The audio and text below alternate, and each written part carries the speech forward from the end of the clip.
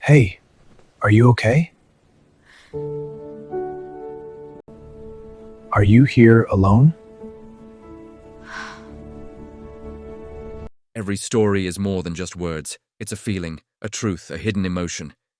If you love powerful, emotional, and unforgettable stories that stay with you, then you're in the right place. Welcome to ZZ Stories. A single dad saw a CEO's paralyzed son sitting alone at the hospital, but what he said next silenced everyone. To the single parent listening right now, before we continue, let this remind you, you are not failing. You are fighting. You are brave, you are not alone, and your child is lucky to have you. And for my lovely viewers, your kindness, your time, your quiet strength, it all matters here. You're part of this story too. David Martinez sat hunched forward in the uncomfortable hospital chair, his eyes bloodshot from another sleepless night. The fluorescent lights buzzed overhead, casting harsh shadows across his unshaven face. 7 weeks. 7 weeks of living in this sterile world of beeping machines and antiseptic smells. His daughter Sophie lay unconscious in the bed beside him, her small frame connected to monitors that had become the soundtrack of his existence. The purple bicycle helmet she'd been wearing, the one he bought secondhand and decorated with star stickers, sat on the windowsill like a monument to the moment everything changed. The delivery truck. The screech of brakes. The silence that followed. David rubbed his temples, trying to push away the images that haunted him every waking moment. His supervisor had been understanding when he'd quit his job at the water treatment facility, but understanding didn't pay medical bills. His savings account was nearly empty, and the stack of invoices on his nightstand grew thicker each day. Across the hallway, in the family lounge, a boy sat alone. Christopher Ashford, 9 years old, positioned his wheelchair by the large window that overlooked the hospital parking lot. His legs were covered by a soft blue blanket, his hands resting motionlessly in his lap. Despite the expensive clothes and the obvious signs of wealth, there was something profoundly lonely about the way he sat there, watching the world move by without him. David had noticed the boy during his brief walks to the vending machine. Always alone. Always watching. Always waiting for something that never seemed to come. The contrast was striking. While David rarely left Sophie's bedside, this wealthy child seemed to spend hours by himself in that lounge. Occasionally, a private nurse would check on him, or his father would arrive for brief, formal visits that felt more like business meetings than family time. On this particular afternoon, Sophie was undergoing another round of physical therapy. The doctors were cautiously optimistic. Her spinal cord hadn't been completely severed, and she was beginning to show signs of sensation returning to her legs. But the road ahead was long, and David's fear still outweighed his hope. As he made his way to the lounge to wait, he found Christopher in his usual spot by the window. The boy was staring down at the parking lot with unusual intensity. "The red car down there," Christopher said quietly, not looking at David but somehow knowing he was there. "It's been parked in the same spot for 3 days. I think someone forgot where they left it." David followed the boy's gaze to a small red sedan sitting alone in the corner of the lot. He pulled up a chair beside Christopher's wheelchair, grateful for any distraction from his own spiraling thoughts. "Maybe they're like me," David replied, settling into the chair with a weary sigh. "Spending so much time in here that the outside world starts feeling like a different planet." Christopher turned his head slightly, studying David with curious, intelligent eyes. There was something about this man, the way he spoke without pity, the genuine exhaustion in his voice that matched something Christopher recognized in himself. "Is your daughter getting better?" Christopher asked. The question hit David harder than he expected. Getting better. Such simple words for such a complicated reality. "Every day," David replied, though he wasn't sure if it was true or just what he needed to believe. "She's stubborn like her old man. The doctors say that's a good thing in recovery." Christopher nodded slowly, his fingers absently tracing patterns on his blanket. "My doctors say lots of things too. But they don't say when I'll go home. I don't think anyone knows what to do with me now." The raw honesty in the boy's voice caught David off guard. Here was a child who had every material advantage imaginable, yet seemed more lost than Sophie, who faced each day of rehabilitation with determined optimism despite everything she'd been through. "Sometimes the bravest thing is not knowing what comes next but showing up anyway," David said, his voice gentler now. "You're being here, working with your therapists, that's showing up." Christopher considered this for a long moment, as if the concept of his mere presence being brave had never occurred to him before. Over the following days, during Sophie's therapy sessions, David found himself drawn back to the lounge where Christopher spent his afternoons. Their conversations began tentatively. Observations about hospital routines, comments about the weather, shared complaints about the terrible cafeteria food. But gradually, something deeper emerged. Christopher was remarkably intelligent, well-read beyond his years, but desperately hungry for genuine human connection. He'd read entire series of books that David had never heard of, could discuss complex topics with the vocabulary of someone much older, yet lit up like any 9-year-old when talking about movies or video games. David learned that Christopher had been injured in a horseback riding accident at his family's estate 6 months earlier. Complete paralysis from the waist down. His mother had moved to their house in California to process the trauma, leaving Christopher in the care of medical professionals and household staff. His father, William Ashford, CEO of Ashford Industries, visited regularly but briefly. Even during these visits, David could hear phones ringing in the hallway, business calls that couldn't wait even for time with his injured son. David shared pieces of his own story gradually. The accident that had brought Sophie here, the impossible choice between staying by her side and keeping his job, the fear that gripped him every time a doctor approached with that careful, measured expression. But mostly, David listened. He listened as Christopher talked about books he'd read to pass the endless hours. He listened as the boy described the view from his room, how he'd memorized the patterns of people coming and going in the parking lot below. He listened as Christopher shared memories of before, riding horses, playing soccer, running through the vast gardens of his family's estate. What David didn't hear, in all their conversations, was anyone asking Christopher how he felt about any of it. The breaking point came on a Tuesday evening. David had been preparing to spend another night in Sophie's room when he'd passed by the lounge and seen Christopher there, looking particularly dejected. His father had visited earlier. David had glimpsed the tall, impeccably dressed man in the hallway, phone pressed to his ear even as he walked out of his son's room. The visit had lasted less than 20 minutes. Now Christopher sat slumped in his wheelchair, staring at his hands in a way that reminded David too much of his own darkest moments in this place. The boy looked smaller somehow, diminished by something beyond his physical condition. David pulled up a chair beside Christopher's wheelchair, the familiar squeak of the wheels against the linoleum floor announcing his presence. "Christopher," David said softly, his voice carrying a weight that made the boy look up. "Can I ask you something?" Christopher nodded, though his eyes remained downcast. David leaned forward slightly, his elbows resting on his knees. The question that had been building in his mind for days finally found its voice. "When was the last time someone asked you how you're feeling? Not how your legs are responding to treatment, or how your grades are in the tutoring program, but how you're actually feeling, inside." The silence that followed was profound. It stretched between them like a bridge neither had expected to find. The usual hospital sounds, the distant beeping of machines, the soft chatter of nurses at their station, the hum of fluorescent lights, seemed to fade away completely. Christopher's eyes widened, and for a moment, he looked even younger than his 9 years. His mouth opened as if to speak, then closed again. David could see him processing not just the question, but the realization of what it meant, what it revealed about his life, about the people around him, about the fundamental human need that had been overlooked in all the medical care and expensive treatments. When Christopher finally found his voice, it came out as barely a whisper. "I don't think anyone ever has." The words hung in the air between them, carrying a weight that seemed to silence everything around them. David felt his own eyes well up, recognizing in this moment something he'd been unable to name, the difference between being cared for and being truly seen. Christopher's eyes filled with tears he'd apparently been holding back for months. His small frame seemed to collapse inward as the dam finally broke. "I'm scared," he continued, his voice breaking with the force of emotions finally being given permission to exist. "I'm scared that this is it, that I'll never be normal again, that I'll always be the broken kid everyone feels sorry for. And I'm scared that my parents look at me and see their biggest disappointment." David felt something shift in his chest, a recognition of shared pain that transcended their different circumstances. This wealthy, privileged child was carrying a burden that no amount of money could lift, the fundamental human need to be seen, understood, and loved unconditionally. "Christopher," David said, his voice steady despite the emotion threatening to overwhelm him, "being different isn't the same as being broken. And feeling scared doesn't make you weak, it makes you human." The conversation that followed lasted nearly 2 hours. Christopher shared things he'd never told anyone, his guilt over the accident, wondering if he'd done something wrong that caused his horse to spook, his fear of being a burden on his family, the loneliness of lying awake at night in his hospital bed, surrounded by machines but feeling completely alone in the world. He talked about missing his old life, but also about the strange relief of finally having someone who wanted to hear about his fears rather than his progress reports. He described the weight of everyone's expectations, to be brave, to be positive, to be grateful for the best medical care money could buy. David listened without judgment, offering the same patient presence he gave to Sophie. He shared his own fears about Sophie's recovery, about their financial situation, about whether he was strong enough to be everything his daughter needed. But mostly, he just listened.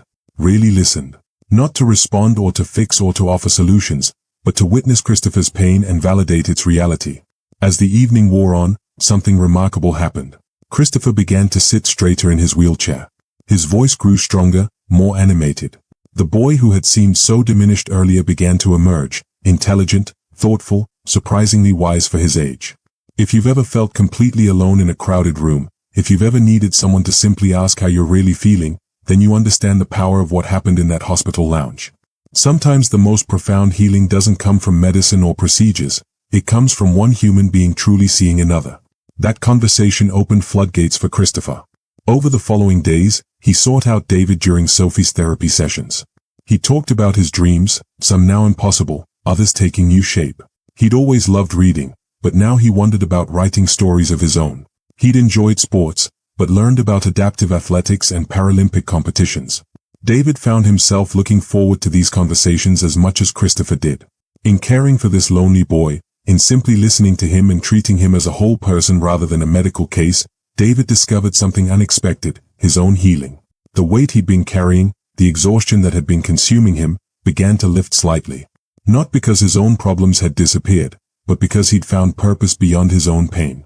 Meanwhile, Sophie continued to make progress. Her sensation was returning gradually, and she'd begun the slow process of learning to use her legs again. The doctors spoke in increasingly optimistic terms about her eventual recovery, though they cautioned that it would take time and intensive rehabilitation. David shared Sophie's improvements with Christopher, who celebrated each milestone with genuine joy. When Sophie took her first assisted steps, Christopher was there to cheer her on from his wheelchair, his face beaming with pride as if she were his own sister. It was during one of these celebrations that William Ashford witnessed something that would change his perspective forever. William had arrived for his usual brief visit, expecting to find Christopher in his room going through his tutoring materials or staring out the window with the resigned expression that had become so familiar. Instead, he found his son in the lounge, animated and engaged in conversation with David about adaptive sports. "Dad," Christopher called out, his face lighting up in a way William hadn't seen since before the accident. "This is David. His daughter Sophie is learning to walk again after her accident. David's been telling me about wheelchair basketball and racing. Did you know they have Paralympic competitions?" William extended his hand to David, his practiced corporate handshake automatic even in this setting. But his attention was focused entirely on the transformation in his son. Christopher was sitting straighter, his eyes bright with possibility rather than the resignation that had become so painfully familiar. The conversation continued for several minutes, with Christopher enthusiastically describing things he'd learned, questions he had about adaptive equipment, plans he was making for his own rehabilitation. William found himself genuinely listening to his son for the first time in months, hearing not just his words but the hope behind them. When visiting hours ended and Christopher was wheeled back to his room, William lingered in the hallway, processing what he'd witnessed. He approached David as the other man was preparing to return to Sophie's bedside. "Mr. Martinez," William said, his usual corporate composure showing cracks around the edges. "I don't know what you've done, but Christopher hasn't spoken with such enthusiasm since before his accident. I've hired the best doctors, acquired the most advanced equipment money can buy, but I couldn't give him what you have." David shook his head, uncomfortable with the praise. "Your son is remarkable, Mr. Ashford. He just needed someone to see him as Christopher first, patient second." William was quiet for a long moment, staring down the hallway toward his son's room. When he spoke again, his voice was barely above a whisper. "I've been so focused on fixing his condition that I forgot to address his heart. I've been treating this like a business problem to solve rather than my son's life to support." The admission hung between them, heavy with the weight of realization and regret. "It's not too late," David said gently. "He's been waiting for you to ask him how he's feeling. That's all any of us really want, to be seen and heard by the people who matter most." The changes that followed were gradual but profound. William began spending genuine time with Christopher, learning to put his phone away during visits, to listen without trying to immediately solve or fix. He asked about Christopher's reading, his thoughts about his therapy, his fears and hopes for the future. Most importantly, he began asking the question that David had shown him was so powerful: "How are you feeling?" Christopher's responses weren't always easy to hear. There was anger about the accident, grief for his old life, fear about his future. But there was also relief, profound, overwhelming relief at finally being able to express these feelings to his father without judgment or immediate attempts at problem-solving. William discovered that his son was not only intelligent and brave, but remarkably wise. Christopher's insights about his condition, his thoughtful questions about adaptive living, his genuine concern for other patients in the hospital, all of this had been there all along, waiting for someone to notice and value it. The businessman in William wanted to quantify this transformation, to understand the metrics of his son's improvement. But the father in him was learning to simply be present, to value moments of connection over measurable outcomes. He also quietly arranged for David's mounting medical bills to be covered through the Ashford Foundation's charitable giving program. When David tried to refuse the assistance, William insisted. "You gave my son something no amount of money could buy," William explained. "You gave him the gift of being truly seen. This is simply evening the scales." Sophie's recovery progressed steadily over the following months. She graduated from wheelchair to walker, then to taking her first independent steps with David cheering her on every day. Christopher was there for many of these milestones, having become like a protective older brother during their parallel journeys of healing. The friendship between the children was beautiful to witness. Sophie, with the resilience that only children possess, never saw Christopher's wheelchair as a limitation. To her, he was simply Christopher, someone who read amazing stories, knew interesting facts about animals, and always remembered to ask about her day. Christopher, in turn, found in Sophie a reminder of possibility. Her determination to walk again inspired his own commitment to his rehabilitation. Her laughter in the face of difficulty taught him that joy could coexist with struggle. David returned to work part-time, accepting a position that William had offered him in Ashford Industries' new community outreach program.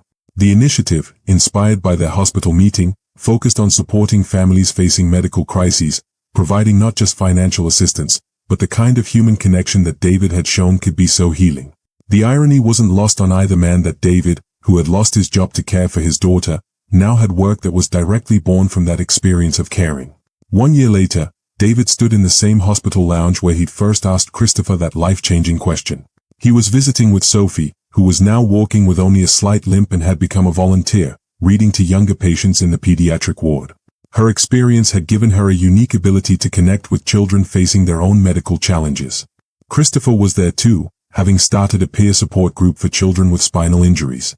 Once a week, he would gather with other kids, sharing his story and listening to theirs.